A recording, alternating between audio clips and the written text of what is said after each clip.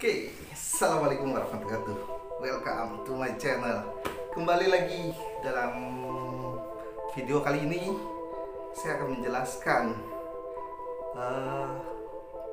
apa dari ilmu pengetahuan tentang hantu. Benarkah seseorang bisa melihat hantu?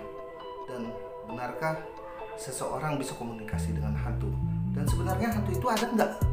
Dan gimana pandangan secara ilmu pengetahuan, secara psikolognya, terus secara fisikanya, ataupun eksperimen dari orang-orang yang sudah memberikan sebuah pengetahuan mereka dan menjadikan sebuah eksperimen kepada orang-orang. Dan yuk kita saksikan videonya.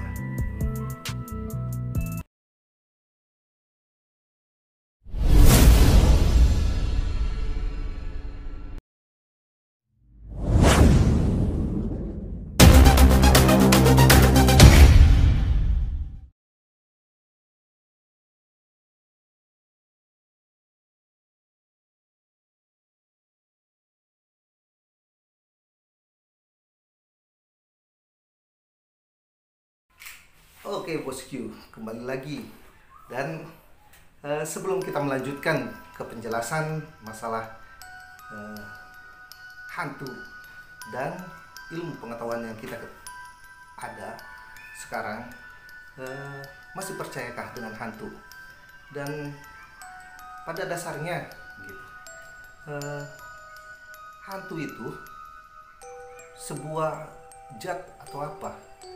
Atau sebuah energi yang memang kita sudah terdoktrin dari kecil bahwa hantu Indonesia itu bermacam-macam dan menakutkan.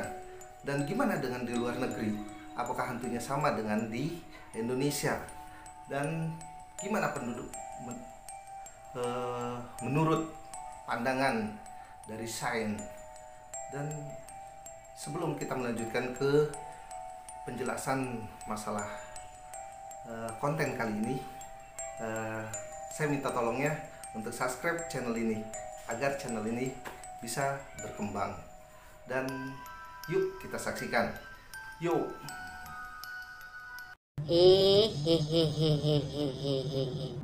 Eksistensi makhluk gaib diakui oleh hampir sebagian besar orang di dunia. Banyak mitos dan legenda masyarakat tentang makhluk tak kasat mata ini. Misalnya saja di Indonesia, ada sosok pocong yang selalu bertindak sesuka hati, loncat ke sana ke sini, hiraukan semua masalah yang ada di muka bumi ini. Pocong adalah hantu yang sangat umum diceritakan oleh orang-orang yang ada di Indonesia. Hantu yang berwujud manusia dengan tubuh dibungkus kain kafan dan kertas kado ini kerap muncul dan mengganggu banyak orang. Mereka suka muncul di pinggir jalan, di dekat pohon pisang, Alfamart, hingga kuburan yang memiliki banyak pohon-pohon besar. Konon, pocong muncul dari jenazah yang dikuburkan namun tali kafannya tidak dilepas. Hantu ini muncul karena kelalaian orang yang menguburkannya dan bangkit kembali untuk memberitahu jika ada kesalahan dalam pemakaman. Karena di dalam tanah kuburannya tidak dibekali alat komunikasi seperti smartphone atau HT, maka sang pocong terpaksa bergentayangan tanpa niat untuk menakuti masyarakat sekitar. Menurut kisah lain, pocong juga berasal dari mereka yang melakukan sumpah pocong. Kebohongan yang dilakukan akhirnya mengutuk mereka menjadi pocong real life dan bergentayangan di alam bebas sehingga kerap menuntut balas kepada manusia. Berbeda dengan di negara barat seperti Amerika Serikat dan negara-negara lain, hantu seperti pocong dan kawan-kawan sama sekali tidak sepopuler di Indonesia. Selain karena kuburan di sana yang kebanyakan di ruang dan terbuat dari semen kokoh yang dilapisi keramik mahal, sehingga tidak memungkinkan untuk pocong bisa bangkit kembali dari tanah. Kebanyakan hantu di negara barat memakai setelan dan clothing yang rapi seperti jas atau jubah, yang membuat penampilan mereka tampak lebih elegan dan bonafit, sehingga popularitas mereka jauh di atas pocong-pocong kawakan pada umumnya. Ini menimbulkan kesenjangan sosial di antara makhluk halus seperti pocong dan Dracula. Melihat dari sisi lain pun, Dracula jelas lebih unggul daripada pocong dalam segi ability dan attack power yang mereka miliki. Dan karena konten kali ini cukup berat, karena melibatkan sains dan ilmu psikologi di dalamnya, yang tentu saja membutuhkan daya fokus yang tinggi untuk memahaminya, makanya mari ngopi dulu dan nyalakan sebatang udun sebelum dimulai. Dan langsung saja Berikut penjelasannya. Cekicrot. Bila dilacak ke belakang, imajinasi hantu setidaknya sudah tercatat dalam artefak-artefak peradaban Mesir kuno. Hantu muncul sebagai bukti adanya kehidupan setelah kematian. Kepercayaan akan hantu atau roh ini terus diwariskan turun-temurun dan dilegitimasi oleh narasi agama-agama besar di dunia. Beberapa orang memang dikaruniakan kemampuan untuk dapat melihat sosok-sosok tak kasat mata yang disebut sebagai hantu ini, seperti dukun, indigo, tukang basreng, dan paranormal. Namun, dalam beberapa kasus, orang yang sebelumnya tidak dapat melihat hantu secara kebetulan akan punya bakat untuk dapat melihat hantu. Lantas, apa penyebabnya? Beberapa orang yang dapat melihat penampakan hantu bisa terjadi karena kesalahan pada sistem kerja otaknya. Kejadian ini dapat terjadi kemungkinan karena seseorang terlalu lelah karena melakukan aktivitas berat seperti bekerja atau colai. Pada sebuah penelitian, disebutkan bahwa saat pikiran seseorang sedang tidak fokus dan banyak tekanan serta kurang tidur dan kelelahan, otak manusia akan berada dalam keadaan tidak fokus yang berimbas pada penglihatannya. Jika sudah seperti ini, otak akan berusaha mengisi informasi sekitar dengan informasi visual yang tidak lengkap. Pikiran akan memberikan gambaran yang tidak sepenuhnya benar seperti melihat bayangan hitam besar atau kilatan cahaya yang melintas di depan mereka. Bahkan, kasus terburuknya, ada yang sampai melihat mobil bergoyang sendiri di pinggir jalan yang gelap gulita. Lagi mitos dan kisah mistis lainnya yang beredar di masyarakat. Lantas, seberapa jauh ilmu pengetahuan menjelaskan tentang hal ini? Dari hasil riset yang saya lakukan, ternyata ada penjelasan ilmiah tentang fenomena-fenomena mistis tersebut. Hasil riset ini akan saya bagi menjadi 3 sudut pandang, yaitu psikologi, sains, dan hasil eksperimen. Subscribe dalam hitungan 1, 2, 3. Terima kasih. Ada aja penjelasan. Dan ternyata setelah kita melihat video yang tadi, ternyata kita akan dijelaskan 3 faktor, yaitu sains, yang kedua menurut fisika, dan yang ketiga menurut eksperimen. Yuk kita lihat bagaimana menurut psikolog. Yuk.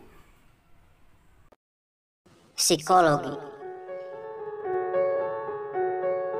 Secara psikologi, fenomena saat seseorang melihat hantu dapat disebut sebagai histeria massa. Histeria massa adalah sebuah fenomena penyebaran ilusi ancaman kolektif, entah nyata atau hayalan, kepada kelompok orang dalam masyarakat sebagai akibat dari rumor dan ketakutan. Dalam kata lain, ini bisa disebut sebagai sugesti secara tidak langsung akibat informasi yang didapat dari mulut ke mulut. Yang terjadi kemudian adalah perasaan seperti melihat penampakan hantu, padahal itu bisa saja terjadi karena pengaruh cara kerja otak ini. Penelitian lainnya beranggapan jika fenomena penampakan hantu ini terjadi karena sugesti berdasarkan image atau gambar terakhir yang dilihat. Misalnya, saat Anda menonton film horor, Anda pasti akan langsung merasa was-was dan ketakutan sehingga otak akan mulai menciptakan berbagai skenario atau kejadian yang belum tentu benar-benar terjadi. Atau, contoh lain, ketika Anda akan tidur siang sambil memandangi foto Mia Khalifa yang tertempel di dinding kamar. Saat bermimpi, Anda akan seolah bertemu dan melakukan pengencorotan bersama dirinya. Dan itu terlihat nyata untuk Anda. Yang padahal itu hanya gambar terakhir yang Anda lihat sebelum diproyeksikan ke pikiran Anda. 2 orang psikolog bernama Rensel Lange dan James Houran dari Universitas Illinois melakukan sebuah eksperimen, di mana sebanyak 22 orang mengunjungi sebuah gedung tua dan diminta memperhatikan suasana sekitar.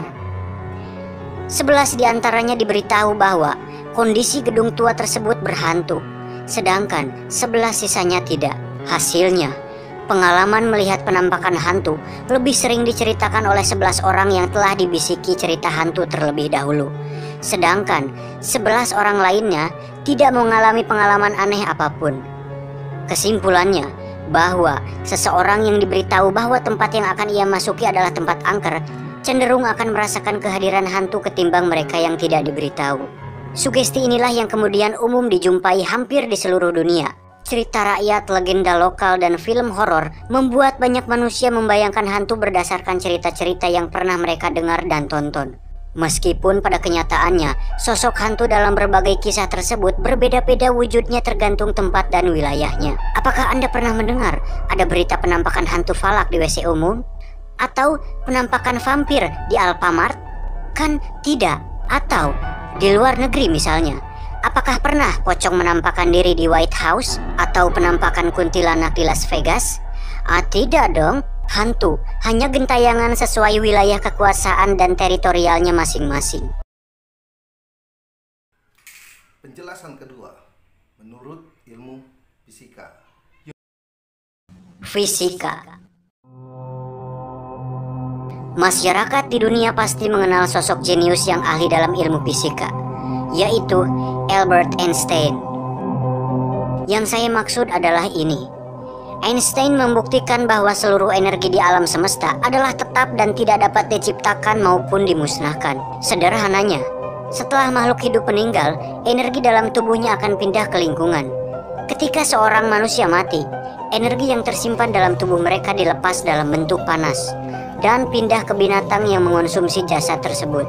Baik binatang liar maupun bakteri dan cacing serta tumbuhan yang menyerap nutrisi dari tanah. Jika jasad itu dikremasi, energi dilepas dalam bentuk panas dan cahaya.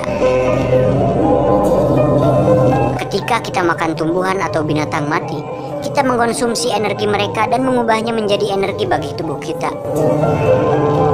Contoh sederhana lain misalnya, ketika kita buang air besar di pacilingan atau empang setempat, maka kita mengeluarkan kotoran dalam bentuk tinja.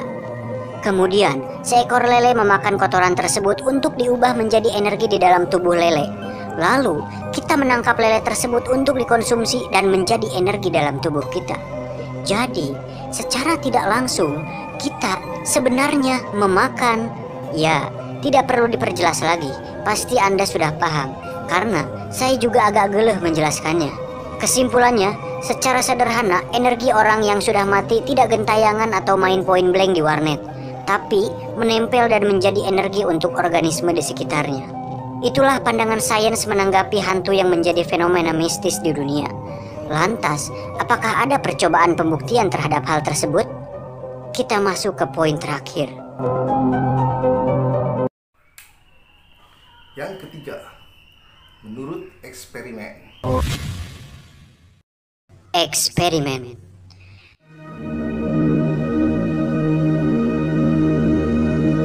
Ada sederet penelitian atau eksperimen ilmiah yang dapat menjelaskan berbagai fenomena mistis, termasuk penampakan hantu. Ahli syaraf Kanada, Michael Persinger, mempelajari keterkaitan efek medan elektromagnetik dengan persepsi manusia terhadap hantu. Penelitiannya menghasilkan hipotesis bahwa medan magnet yang berdenyut tidak stabil di bawah kesadaran manusia dapat membuat seseorang merasa seolah-olah ada kehadiran makhluk lain di dekatnya. Hal ini juga berkaitan dengan pola aktivitas yang tidak wajar di lobus temporal otak. Michael Persinger juga melakukan penelitian dengan sebuah helm yang dipasang di kepala seorang sukarelawan. Ia menemukan beberapa pola medan magnet lemah di atas kepala sukarelawan tersebut selama 15-30 menit. Dan getaran frekuensi infrasonik turut menyebabkan ketidaknyamanan secara fisiologis, seperti perasaan panik, perubahan detak jantung, dan tekanan darah hingga efek psikis lainnya seperti perasaan dikunjungi hantu. Dalam sebuah makalah tahun 1998, Vic Tandy, seorang ahli di bidangnya menjelaskan bahwa para pekerja pabrik peralatan medis dilaporkan sering melihat penampakan hantu dan mendengar suara-suara aneh. Setelah diselidiki, ruangan yang dihuni para pekerja ternyata memiliki gelombang 19 Hz yang ternyata bersumber dari sebuah kipas angin. Kejadian ini hampir sama seperti di Indonesia, ketika seorang anak 14 tahun yang terbangun di tengah malam tiba-tiba mendengar suara aneh seperti kayu yang berdecit dan suara wanita di dalam sebuah kamar.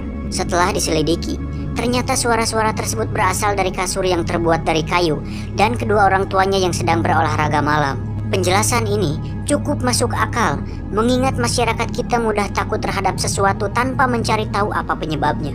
Waktu kecil, saya juga sering ditakut-takuti oleh kedua orang tua saya untuk tidak keluar rumah saat sore hari menjelang malam, karena takut diculik kalong wewe.